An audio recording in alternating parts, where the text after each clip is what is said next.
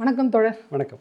தமிழ்நாட்டோடைய கதையை பின்னுக்கு தள்ளுறது பத்தாது அப்படின்ட்டு ஒட்டுமொத்தமாக இந்தியாவே பின்னுக்கு தள்ளணுன்ற ஐடியாவில் இருக்கார் போல இருக்கு விஜய் அவர்கள். அது மட்டும் இல்லாமல் சொந்த கூட்டணி கட்சி இப்போ காங்கிரஸில் ராகுல் காந்தி தான் பிரதமர் வேட்பாளர் அப்படின்னு அறிவித்தது ஸ்டாலின் அவர்கள். அப்படிப்பட்ட கூட்டணியை விட்டுட்டு இன்றைக்கி டிவிகேல வந்து எங்கள் காங்கிரஸ்க்கும் டிவிக்கும் மோதல் வந்து நாளுக்கு நாள் அதிகமாகிடுது. எங்கள் தலைவர் விஜய் தான் வந்து பிரதமர் வேட்பாளர், இல்லை நாங்கள் தான் கனவு காண்றோம் செங்கோட்டையில் வந்து ராகுல் காந்தி பிரதமராக கொடியேற்றுவார் அப்படின்னு நாளுக்கு நாள் இந்த மோதல் வந்து அதிகமாகிட்டே போகுது. இன்றைக்கி கூட மதுரையை சேர்ந்த எம்எல்ஏ வந்து அவங்க கனவு தான் காண்றாங்க, நிச்சயமாக எங்களுடைய தலைவர் விஜய் அவர்கள் தான் செங்கோட்டையில் தேசிய கொடி ஏற்றுவார், இவர் தான் பிரதமர்ன்றாங்க. இது எப்படி பார்க்குறீங்க? இது காங்கிரஸை கழட்டி விடுறதுக்கு ஒரு ஒரு காலத்தை எதிர்பார்க்குறாங்கங்கிறது தெரியுது. அதுதான் ஏன்னா அதை சமாதானப்படுத்த அவங்க முயற்சியே பண்ணலை. சரி, இல்லைங்க ராகுல் காந்தி பிரதமர், நாங்கள் அப்புறமா பிளான் பண்ணுறோம், தென்னிந்தியர் தான் சொன்னோம் அப்படிங்கிறதெல்லாம் இல்லை. இன்னொன்று, இவங்களுக்கு விஜயை வந்து இப்போ போர் அடிச்சிருக்கும்ல, சிஎம் ஆகிட்டாரு, 100 நாள் ஆச்சு. 100 நாள் ஓடின படத்தை வச்சே ஒரு ஹீரோ வந்து கனவு கண்டுட்டு இருக்க முடியாதுல்ல. அவரை சொல்லணும்ல, அவர் தான் நிரந்தர கலெக்ஷன் கிங் அப்படின்னா தானே ஒருத்தருக்கு இதாக இருக்கும். தமிழ் சினிமாவோட டாப் ஸ்டார் இவர் தான் அப்படிங்கிறது பெருமை இருக்கும். விஜய்க்கு அந்த ரஜினியை ஓவர்டேக் பண்ணணுங்கிற ஆசை ரொம்ப நாளாக இருந்துச்சு. பட் நடக்கலை, அது கலெக்ஷனில் அது நடக்கலை. இன்னமும் ரஜினி தான் அந்த இதில் இருக்காரு. இப்போ இவரை சந்தோஷப்படுத்துறதுக்கு அடுத்த லேயர் ஒன்று தேவைப்படுது. ஓகே, அதான் பிரதமர். இங்கே ஒன்றும் கஷ்டப்படலை, 6 மணி நேரம் பிரச்சாரம் பண்ணோம், நாம் தமிழ்நாட்டில் சிஎம் ஆகிட்டோம். அதே ரீல்ஸ் பார்க்குறோம் தான் நார்த் இந்தியாவிலே இருக்கான். ரீல்ஸை இறக்கும், நம்ம அங்கே ஆயிடலாம், அண்ணா நீங்கள் தான் உங்கள் ஜாதகம் பிரமாதமாக இருக்குது, நீங்கள் தான் அடுத்த பிரதமர், எல்லாமே சூப்பராக இருக்குது, இப்படிலாம் செஞ்சால் இந்தந்த நாளைக்கு இந்தந்த ட்ரெஸ்ஸை போட்டிங்கன்னா இந்த மாதிரியெல்லாம் செஞ்சுட்டோன்னா நாம தான் இப்போ பிரைம் மினிஸ்டர் அப்படின்னு சொல்லி அவர் இன்னும் கொஞ்சம் சந்தோஷமாக வச்சுக்கிறதுக்காக முயற்சி பண்ணுறாங்கன்னு தெரியுது. ஏன்னா இது ஆர்கனைஸ்டாக எல்லாரும் சொல்கிறாங்க. ஆதவ் அர்ஜுனா சொன்னார், அதற்கு முன்பே சிலர் ஆரம்பித்தாங்க, ஆதவ் சொன்ன பிறகு எல்லாருமே பேசுகிறாங்க. ஓகே, இந்தியாவை நாங்கள் தான் பிடிக்க போகிறோம் அப்படின்னு சொல்லிட்டு. நேச்சுரலாக தமிழில் படம் வந்துச்சுன்னா ஒரு ஹீரோக்கு என்ன தோணும், நம்ம கேரளாவில் ரிலீஸ் பண்ணுவோம், கேரளாவில் ஓடட்டும், கர்நாடகாவில் ரிலீஸ் பண்ணி கர்நாடகா கலெக்ஷன் வரட்டும். ஒரு ஆல் இண்டியா ஸ்டார் ஆகுறது, ஒரு பேன் இண்டியா ஸ்டார் ஆகுறதுங்கிறது எந்த ஹீரோவுக்கும் இருக்கிற ஒரு விருப்பம். இவங்க அதை தான் ட்ரை பண்ணுறாங்க. இதில் நான் குறுக்க விழுந்து மாட்டிக்கிட்டது காங்கிரஸ்காரங்க தான். இவர் ரொம்ப ஆசையாக கூட்டிகிட்டு வந்தாங்க. விஜய் இப்போ வண்டி முன்னாடி வச்சா அங்கே கூட்டம் செய்யணும். அவங்களுக்கு தான் முதல் லெட்டரே வேற போய் கொடுத்துருக்காரு, ஆதரவு கடிதமே அவங்களுக்கு தான் முதல் கொடுத்ததா மாணிக் தாக்கூரே சொல்கிறாரு. இதில் இன்னொரு அட்வான்டேஜ் இருக்குது தாவேகாவுக்கு, காங்கிரஸை கழட்டி விடுறதன் மூலமாக அது ஒரு தேவையில்லாத பேர்டன். ரெண்டாவது, காங்கிரஸை கூட வச்சிருந்தா பிஜேபியோட கோவத்தை சம்பாதிக்க வேண்டியது. ஆமாம், காங்கிரஸ் ஏதாவது சொல்லி கழட்டி விட்டோம்னு வச்சுங்க, நாட் ஓன்லி காங்கிரஸ் மட்டும் இல்லை, தாவேகா நடந்து கொள்கிற முறையை பார்த்தா அவங்க விசிகா, கம்யூனிஸ்ட்டு, காங்கிரஸ் எல்லாரையும் இறக்கி விட்டுட்டு சோலோ ஹீரோவாக அவர் இருக்கலாம். பேருக்கு கூட ஃபோர்ஸ் 4 ஹீரோ சப்ஜெக்டாக அது இருக்கக்கூடாது. இல்லை, திமுக கூட்டணி உடைக்கணும்னு நினச்சோம், உடைச்சாச்சு. அடுத்து நம்ம தனியாக இருந்து சோலோ பர்ஃபார்மன்ஸ் பண்ணி. இல்லை, இவங்க இடைஞ்சலாக இருக்காங்க. ஓகே, உடைச்சு தான் கூட வச்சுக்கிறதா முதல்ல பிளான். ஆனால் இவனுக்கு என்ன ஒன்றும் இல்லை, 2 எம்எல்ஏ வச்சுக்கிட்டு இவங்க என்ன இவ்வளோ ஓவராக பேசுகிறாங்க. Right, okay. அப்படிதான் இல்லை, ஹீரோவோட தான் அப்படி தானே. ஹீரோவுக்கு பிடிச்ச மாதிரி தானே ஒரு கேரக்டர் ஆர்டிஸ்ட் இருக்கணும். ஹீரோவுக்கு பிடிச்ச மாதிரி தான் லைட்மேன் இருக்கணும். ஹீரோவுக்கு பிடிச்சால் தான் எல்லாமே இருக்க முடியும். ஹீரோயினோட அம்மா கேரக்டர் கூட ஹீரோவுக்கு பிடிச்சால் தான் வர முடியும். பிடிக்கலன்னா அவங்கள ஓரம் கட்டி விடுவாங்க. இவன் என்ன 2 சீட்டை வச்சுக்கிட்டு இவன் நம்மள்ட்ட ஓவராக பேசிட்டு இருக்கானு. அட்ஜஸ்ட் பண்ணிட்டு போகிறதுக்கு டிஎம்கே ஐடிஎம்கே எல்லாம் கம்யூனிஸ்டோட வேல்யூங்கிறது அவங்களுக்கு ஓரளவு தெரியும். அவர்களுக்கு ஒரு லாயல் இது இருக்குது, ஒரு ஓட் பேங்க் இருக்குது, எல்லா தொகுதியிலையும் கொஞ்சம் கொஞ்சம் இருக்குது. அவங்கள சேர்த்துக்கிறது, அவங்கள எதிர்த்தரப்புக்கு விட்டுட்டா நமக்கு டேமேஜுங்கிற அளவுக்கு அவங்களுக்கு அறிவு இருக்கும். ஆனால் இவங்க நம்புறது எதை? விஜய் முகம் மட்டும்தான் நம்மளை ஜெயிக்க வச்சது அவங்க உறுதியாக நம்புறாங்க. ஆமாம் ஆமாம். அதனால இதெல்லாம் ஒரு தேவையில்லாத ஒரு லக்கேஜாக இருக்கு. துரத்தி விட்டுருவோம், நீங்கள் இல்லைனாலும் நாங்கள் பார்த்துக்கிறோம், நீங்கள் இல்லைன்னா எனக்கு சௌரியன்ற மாதிரி நினைப்பில் இருக்கு. இல்லைன்னாலும் நாங்கள் ஜெயிப்போங்கிறது இல்லை, நீ கிளம்பிடு, நீ இல்லாதான் எனக்கு சௌரியம்னு சொல்லிட்டு. இன்னொன்று, நம்ம தலைமைச் செயலாளர்லாம் இருக்கார்ல, ஆமாம், அவர் வந்து எக்ஸ்டென்ஷன் வாங்கின கையோட செஞ்ச வேலை என்ன? இந்த கல்லூரிகளில் காக்ரோச் ஜனதா பார்ட்டிக்கெல்லாம், கம்யூனிஸ்டுக்கெல்லாம் போகக்கூடாது, காக்ரோச் ஜனதா பார்ட்டிக்கெல்லாம் பசங்க போகக்கூடாதுன்னு சொல்லிட்டு இந்த எக்ஸிக்யூஷன் தான் இவங்களோட விருப்பம். ஓகே, இப்படிப்பட்ட ஒரு அதிகாரிகளால் ஆளப்படுகிற போராட்டம், உரிமை இதெல்லாம் கேட்டே வந்துடாத. நீங்கள் இந்த தூய்மை பணியாளர்கள் போராட்டம் ஆமாம், அவரை வழக்கமாக ஒரு போராட்டம் நடக்கிற இடத்துல தலைவர்கள் என்ன பண்ணுவாங்க? தலைவர்கள் அவங்க போவாங்க. வேற யாராவது தான் இடத்துக்கு வர வச்சு பாத்திருக்கீங்களா? விஜய் வர வச்சார்ல போன வாட்டி தூய்மை பணியாளர், அவர் மட்டும் தான் பார்த்திருப்பீங்க. அது சினிமாவில் அந்த கலாச்சாரம். ரஜினி வந்து அவரை பார்த்து ஒரு படம், நல்ல படம் எடுத்திருப்பான், நல்ல படம் எடுத்தவன் வந்து ரஜினி வீட்டுக்கு வந்து வாழ்த்து வாங்கிட்டு போவான். ஆமா, அவர் அதை செய்கிறாருன்னா அதில் ஒரு ஒரு லாஜிக் உண்டு. அது சினிமா இல்ல இண்டஸ்ட்ரி. சினிமாவும் பொதுவா இந்த போராட்டமும் ஒண்ணு ஆக முடியாது இல்லையா? அப்படித்தான் இவர் பார்க்குறாரு. இப்போ ரஜினி மட்டும் வீட்டில் கூப்பிட்டு வாழ்த்துறாரு. இல்ல அவர் டைரக்டர் மட்டும் வரப்போறாரு. அதை தான் நான் இவரோட பாயிண்ட் ஆஃப் வியூலன்னு சொல்கிறேன். நீங்கள் உங்களோட அறிவுத்திறனை இங்கே அப்ளை பண்ணக்கூடாது. அவருக்கு பார்வைக்கு எப்படி தெரியும்? ஓகே, ரஜினி பண்றாரு நானும். ஆமா, ரஜினி இன்னும் படத்தை பார்த்து பிடிச்சிருக்கு அவருக்கு. அந்த படத்தை பிடிச்சிருந்ததுனால வீட்டுக்கு கூப்பிட்டு பாராட்டுறாரு. எனக்கு இந்த போராட்டம் பிடிச்சிருக்கு பார்க்க. ஓகே, நான் எங்க வீட்டுக்கு கூப்பிடுறேன். அதே முதல்வர் ஆன பிறகு பிடிக்கல. இப்போ என்ன பிரச்சனைனா அது வந்து இப்போ அவருக்கு தலைமைச் செயலாளருக்கு பிடிக்காதுல்ல. ஓகே, அவங்களுக்கு கொடுத்தீங்கன்னா அப்ப தலைமைச் செயலாளர் தான் சூப்பர் முதல்வராக இருக்கிறது உண்மைதான் போல இருக்கு. அவ்வளவுதான். அவரு இல்லை, நீங்க ஒண்ணுமே அவரை கண்டிச்ச மாதிரியோ அல்லது அவருடைய அதிகாரம் கட்டுப்படுத்தப்பட்ட மாதிரியோ அல்லது இவர் வேற ஏதோ அதை பரிசீலிச்சு மற்றவர்களோடு கலந்துரையாடி வேற ஒன்றும் இல்லை. ஒரு சிலது கையை மீறி போகுதுன்னா ஒரு ஃபோன் கால் போதும். இப்போ இந்த மாதிரி ஒரு லெட்டர் ஒன்று அனுப்பிட்டோம். தமிழ்நாடு அரசாங்கம் ஒரு முன்யோசனை இல்லாமல் அல்லது வந்து அவசரப்பட்டு ஏதோ ஒன்று பண்ணிட்டாங்க. இதை நீங்கள் பெருசாக எடுத்துக்காதீங்க, அடுத்த முறை இந்த தப்பு நடக்காமல் நான் பார்த்துக்கிறேன் அப்படின்னு விஜய் ஒரு ஃபோன் பண்ணுறதுக்கு எவ்வளோ நேரம் ஆகும்? 1 நிமிஷத்து வேலை சண்முகத்திட்ட பேசுறதுக்கு. ஆனால் ஏன் அதை செய்யலை? ஏன்னா அவர் செய்ய விரும்பல. அவர் உன் இடம் இதான்னு அவங்க இல்ல, அந்த இஷ்யூவே பெரிய இஷ்யூ தான் அப்படின்றதே விஜய் அவர்களிடம் கொண்டு போய் சேர்க்கல அப்படின்ற மாதிரியான செய்திகள் வெளியாது. அதுக்கு பேரிகேடா இந்த தலைமைச் செயலாளர் இருக்காரு. இன்னும் பல இருக்கு. அவர் விரும்பின செய்தி மட்டும் அவர்கிட்ட போவோம். அவர் டிஸ்டர்ப் பண்ணாம வச்சுக்குங்கிறது அவரோட. ஓகே, நம்ம நல்லாட்சி தான் நடத்துறோன்ற மனநிலையிலே விஜயை கொண்டு போறாங்கன்றீங்களா? இன்னொரு விஷயம், ஒரு பெரிய மரியாதை இவங்க பேர்ல அவருக்கு இல்ல. சரி, அகைன் வந்து இது வந்து யாரை போட்டாலும் இந்த கேரக்டர் ரோல் யாரும் செட் ஆகுற கேரக்டர் ரோலு. ஹீரோயினோட அம்மா ரோல் வந்து பெருசாக முக்கியத்துவம் இல்லை சினிமாலன்னு சொன்னால் அதை ஒரு ஹீரோ ப்ளீஸ் பண்ண வேண்டிய அவசியம் இல்லை. அவங்க போகிறதுனா போட்டோம், இந்த மாதிரினா இன்னொரு அம்மா அப்படிங்கிற மாதிரி தான் கூட்டணி கட்சிகளை இவங்க நடத்துறாங்க. அந்த அம்மா கேரக்டர் மாதிரி இருக்காங்க இந்த கூட்டணி கட்சிகள். அது கூட இல்லை, அதை விட லோ. ஓகே, அந்த கூட்டம் வரும் தெரியுமா? இந்த சீன்ல எல்லாம் நடந்து போவாங்க வணக்கம் அப்படி சொல்லி. இந்த கத்தி படத்துல 4 பெரியவங்க வந்து ஐயா நான் வேணா அதுக்காக நாங்க செத்து போயிட்டோம்னா போலீஸ் கவனம் திரும்ப அரசாங்கம் விவசாய போராட்டத்துக்கு அந்த 4 பேர் கேரக்டர் மாதிரி கூட்டணி கட்சிகள் இருக்கணும்னு அவர் எதிர்பார்க்கிறாரு. ஓகே, நீங்க காங்கிரஸை மட்டும் ஒரு கட்டத்துக்கு மேலதான் மாணிக்கம் தாக்கூர் வந்து இவங்க ரசிகர் மனநிலையிலே இருக்காங்க, நாங்க தான் முதல்ல போய் ஆதரவு கொடுத்தோம்னு மாணிக்கம் தாக்கூர் எப்ப பேசுறாருன்னா இந்த விமர்சனம் எல்லா இடத்துலையும் போய் இது ராகுல் காந்திக்கு ஒரு அவப்பேரை உருவாக்குதுன்ற பிறகுதான் மாணிக்கம் தாக்கூரே அப்படி பேசுறாரு. சரி, திமுக என்ன பேச்சு பேசுவாங்க? ஆமா, ஜோதிமணி எனக்கு தெரிஞ்சு இதை பத்தி பேசுனதாவே தெரியல, எங்க இருக்காங்கன்னு தெரியல, பக்கமா இருக்காங்க. ஏன்னா அவங்க அங்கேயே விட்டுட்டு வந்தாச்சு, இவரை பகைச்சுக்கிட்டா நம்ம நடுத்தருக்கு வந்துடலான்னு. பட் மாணிக்கம் தாக்கூரால அப்படி ராகுல் காந்தியை விட்டுட்டு உட்கார முடியாது, அந்த கேள்வி நாளைக்கு வரும் அப்படிங்கிறதுனால மாணிக்கம் தாக்கூர் சொல்றாரு சரி. கிட்டத்தட்ட தாவேகாவுக்கு ஒரு கொள்கை பரப்பு செயலாளர் மாதிரி வன்னியரசு செயல்படுறாரு. திருமாவளவன் ரொம்ப கவனமா பரந்தூர்ல வந்து பாதிப்பு இல்லாம ஒண்ணு வரணும்னு நேக்க பேரனை கொஞ்சம் லெவல்ல தான் அவர் நடத்துறாரு. ஆனா விசிகா அறிவிக்குது நாங்க இனிமே தாவேகாவோட தான் எங்களுக்கு கூட்டணி அப்படின்னு மாநாட்டில் அறிவிக்கிறாங்க. மாநாட்டுக்கு தாவேகாலேருந்து ஒரு ரெப்ரசன்டேட்டிவ் கிடையாது. இது வரைக்கும் எல்லா பேனர்லையும் தன்னோட விஜய் புகைப்படம் இல்லாம கடந்த 3 மாசமா விசிகா போஸ்டர் அடிக்கிறதே இல்லை. பேனர்லாம் பார்த்தா திருமாவளவன் சின்னோண்டாயிடுச்சு, விஜய் போட்டோ தான் பெருசா இருக்கு, தெரியல, பேர் மட்டும்தான் இருக்கு. சொன்னாப்ல எழுச்சி தமிழரின் பிறந்தநாள் விழா அப்படின்னு பார்த்தா அது வார்த்தையில மட்டும்தான் இருக்கு, அவர் போட்டோ காணும். அதான் எனக்கு நான் ஒரு பேனர்ல பார்த்தேன் எழுச்சி தமிழர் பிறந்தநாள் விழா, ஆனா விஜய் போட்டோ மட்டும் தான் இருக்கு. அது பல போட்டோ ஆச்சா. அவர் அந்த மாநாட்டுக்கு ஒரு ரெப்ரசன்டேட்டிவா அனுப்பல. அந்த மாநாட்டுக்கான பேனர்கள்ல விஜய் போட்டோவை வைக்க இவங்க பர்மிஷன் தரல போட்டிருக்கு. ஒட்டு மொத்தமா அந்த மெயின் ரோட்ல பார்த்தா எங்குமே அவர் போட்டோ இல்லை. ஸோ கொடுக்கல. என்ன இது தமிழ் தேசிய மாநாட்டிலலாம் என் ஃபோட்டோவா நோன்னு சொல்லிட்டார் போல. அது ஃபோட்டோவை காணுமா, ஒரு ரெப்ரசன்டேட்டிவ் அனுப்பலையா? தாவேகாவோட தான் கூட்டணின்னு இவர் அறிவிக்கிறாரு.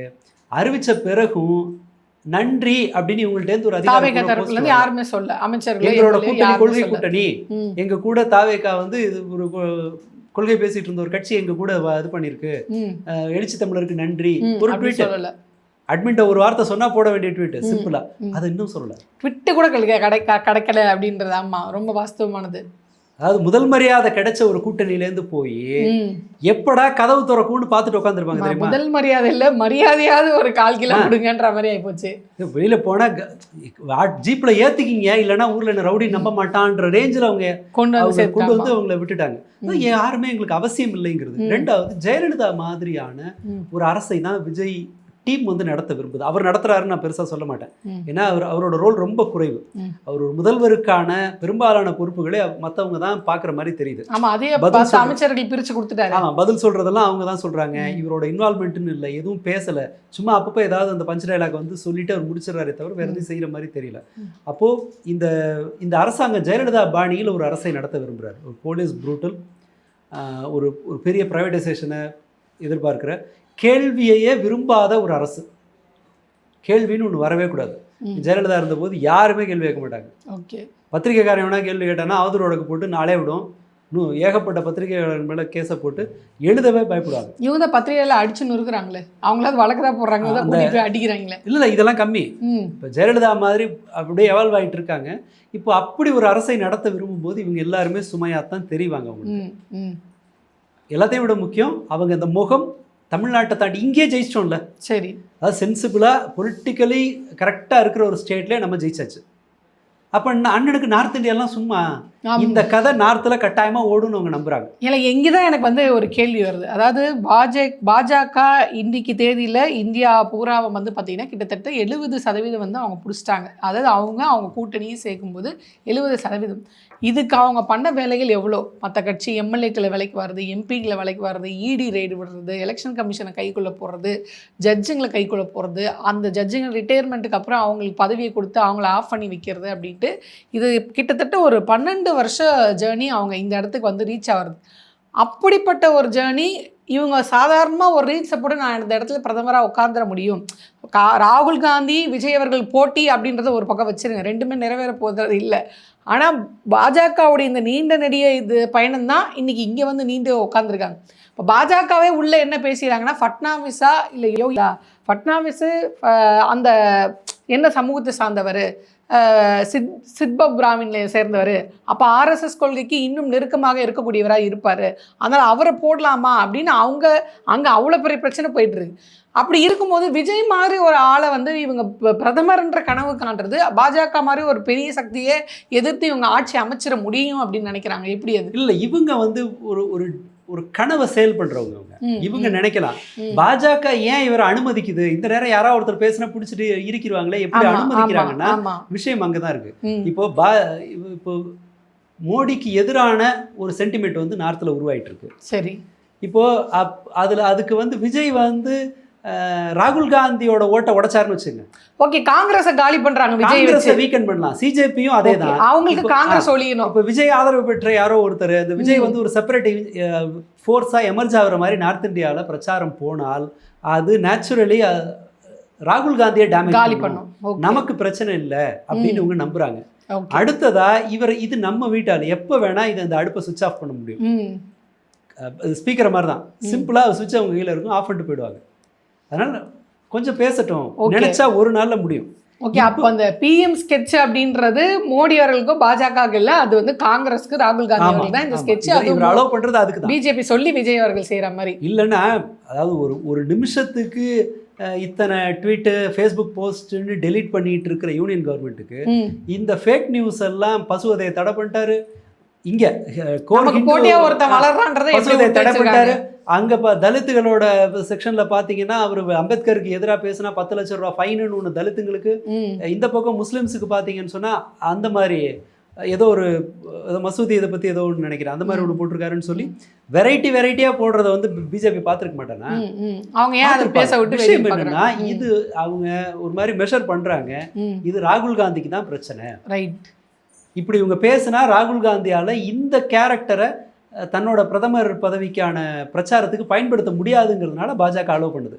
இது கையை மீறி போகுதுன்னு சொன்னா ஒரு ஃபோன் காலில் முடிச்சிட முடியும். சரி, அவர் பாஜக அருளிய சீஃப் செக்ரட்டரியை அவர் மாற்ற விரும்பல, அவ்வளவு பணிவா இருக்காரு.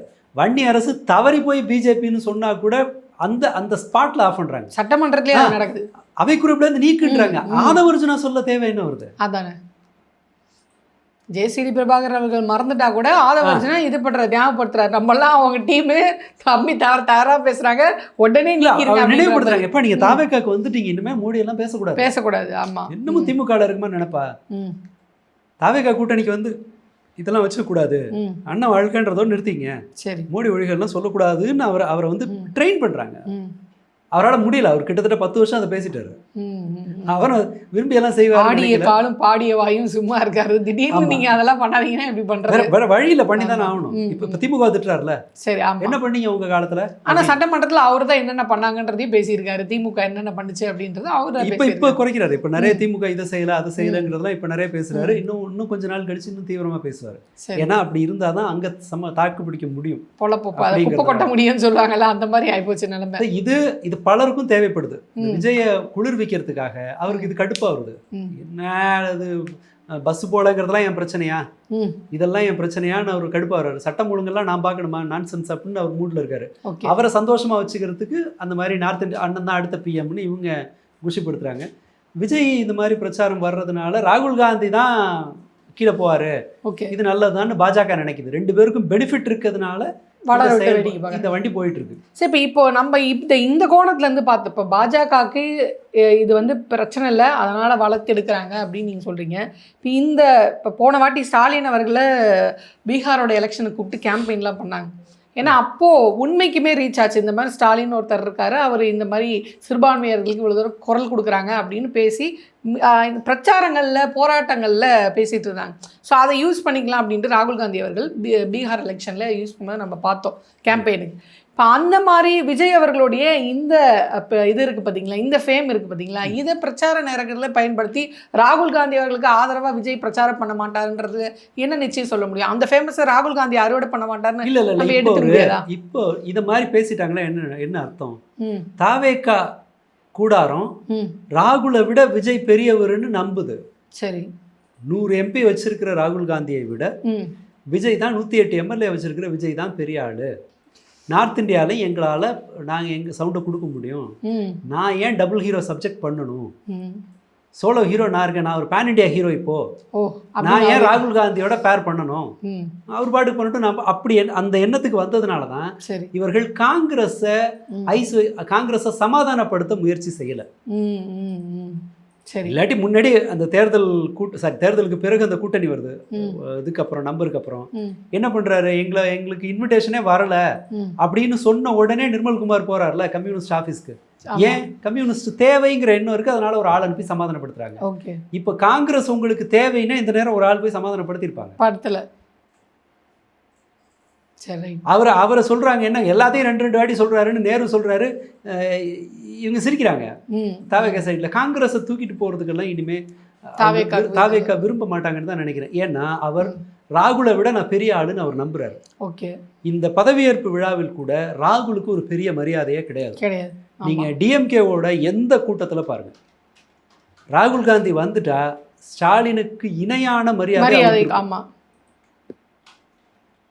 அது அதே போல் அது காங்கிரஸோட பிற தலைவர்களை அதுக்கு அடுத்த லெவலில் வச்சு மதிக்கிறதுங்கிறது இருக்கும். பீட்டர் அல்ஃபோன்ஸோ ப. சிதம்பரமோ யாராக இருந்தாலும் அவங்களுக்கு அந்த அந்த அந்த மரியாதை வந்து கிடச்சிரும். பட் இங்கே அந்த மாதிரி இல்லவே இல்லை. அவங்க காங்கிரஸை மதிக்கிற விருப்பத்திலே அவங்க கிடையாது. இப்போ என்னென்னா நீயா வெளியில் போயிடு அப்படிங்கிற மாதிரியான வேலையை ரொம்ப சீக்கிரமே செய்வாங்க பாருங்கள். இப்போ கம்யூனிஸ்ட் எல்லாம் வந்து இந்த முறை அடுத்த முறை இந்த மாதிரி ஒரு அறிவு சுற்றறிக்கை வந்துச்சுன்னா, நாங்கள் சரியாக தான் பண்ணுறோம், உங்களுக்கு இஷ்டம் இல்லைன்னா வெளில போயிடுங்க, உங்களை நம்பியெல்லாம் நான் இல்லை. ஜெயலலிதா சொன்னாங்க இல்லையா, நான் ஒன்றும் இப்போ ராஜீவ்காந்தியாலலாம் நான் ஒன்றும் ஜெயிக்கலை அப்படின்னு ஏடிஎம்கே சொன்னது. அதே போல் அதிமுக ஜெயலலிதாவோடு இருந்து வெளியில் போனவங்கள உதிர்ந்த ரோமங்கள்னு சொன்னாங்க ஏடிஎம்கே சைடில். ஏன்னா இவங்களை நம்பி நாங்கள் இல்லைங்கிற ஓவர் கான்ஃபிடன்ஸ் அப்போ இருந்தது. விஜய் தரப்புக்கும் அது இருக்குது, அவங்களோட சுற்றி இருக்கவங்களுக்கும் இருக்குது. ஸோ அந்த ஓவர் கான்ஃபிடென்ஸில் தான் இந்த மாதிரி பண்ணிட்டு இருக்காங்க. ராகுல் காந்தியை ரொம்ப சுலபமாக மட்டம் தட்ட அதனால தான் முடியுது. இது மட்டம் தட்டுறது தான். சரி, பேசி தான் நீங்கள் மட்டம் தட்டணும்னு அவசியம் இல்லை. சில சமயம் யாரோ சிலர் பேசிட்டு இவங்க சைலண்டாக இருக்கிறது பேச விட்டு வேடிக்கை பார்த்தும் நம்ம வந்து அசிங்கப்படுத்தலாம். அரசியலில் எதேச்சையானது எதுவும் இல்லைன்னு சொல்லுவாங்க. இதுதான் வந்து இந்த கர்மாயஸ் பூமரிங் சொல்லுவாங்களோ. ராகுல் காந்தி அவர்கள் அன்னைக்கு மாணிக் தாக்கூர் அவர்களை பேச விட்டு அவர் அமைதியாக இருந்தார். ஸோ இன்னைக்கு தாவேகா எம்எல்ஏவை பேச விட்டு விஜய் அவர்கள் அமைதியாக இருக்கிறார்கள். இந்த பாவம் மாணிக்கம் தாக்கூர் சீக்கிரமே ஃபீல் பண்ணுவாருங்கிறது தெரியுது. அதான் நம்ம தேவையில்லாம ராகுல் காந்தியை வந்து தெருவில் விட்டோம் அப்படின்னு செல்ல பெருந்தகை மைண்ட் வாய்ஸ் நினைச்சு பாரு. சொன்னா கேட்டீங்களா, எவ்வளவு படிச்சு அப்படியெல்லாம் நினைக்க மாட்டாரு. வேணும்டா உங்களுக்கு அதான் இன்னும் மேற்கொண்டு அனுபவிங்க. எவ்வளவோ சொன்னே படிச்சு சொன்னேன் கேட்கலையே, அனுபவிங்க அப்படின்ற மாதிரி தான் அவருடைய செல்வ பெருந்தகை ஒரு இது வந்தது. அவரை மதுரையில அவரோட ஜாதியை சொல்லி வார் ரூம்ல திட்டி பேசுனாங்கன்ற ரொம்ப பெரிய வரைக்கும் சர்ச்சையாச்சு. ஆமா, அந்த லெவலில் தாங்கிட்டு இருந்தாரு. இப்போ அந்த ட்ரீட்மெண்ட்டை இவர் கொடுக்குறாரு, கரெக்ட். மாணிக்கம் தாக்கூர். ஸோ பார்ப்போம் நம்ம இதை வந்து விஜய் அவர்கள் அடுத்த பிரதமரா, உண்மையிலே ராகுல் காந்திக்கு வந்து ஒரு மிகப்பெரிய போட்டியாக இவர் வர போறாரா, நம்ம பிஜேபிக்கு போட்டியா போவார் விஜய்னு பார்த்தோம், கடைசியில் ராகுல் காந்திக்கு வந்து குழி தோண்டிட்டு. ஆனால் எனக்கு இதில் இன்னொரு சந்தேகம் இருக்கு. இவர் அப்படி உசுப்பி விட்டா கெஜ்ரிவால் மாதிரி சிபிஐ கேஸை போட்டு உள்ள வச்சாங்கன்னு வச்சுங்க, நெக்ஸ்ட் சிஎம் யாரு? அது வரைக்கும் சரி பார்ப்போம். யாரு குழி தோன்றாங்களே தெரியல. குழி தோண்டப்படுகிறது மட்டும் உண்மை, அந்த குழி யாருக்கானது அப்படின்றது தெரியல. ஸோ அதை பொறுத்திருந்து பார்ப்போம். குழியை விலை போடுறது ராகுல் காந்தி அவர்களா இல்லை விஜய் அவர்களா அப்படின்றத நம்ம பொறுத்திருந்து பார்ப்போம். ஸோ இவ்வளோ நேரம் உங்களுடைய நேரத்தையும் கருதையும் எங்களோட பகிர்ந்து கொண்டதுக்காக ரொம்ப நன்றி தோழர். நன்றி.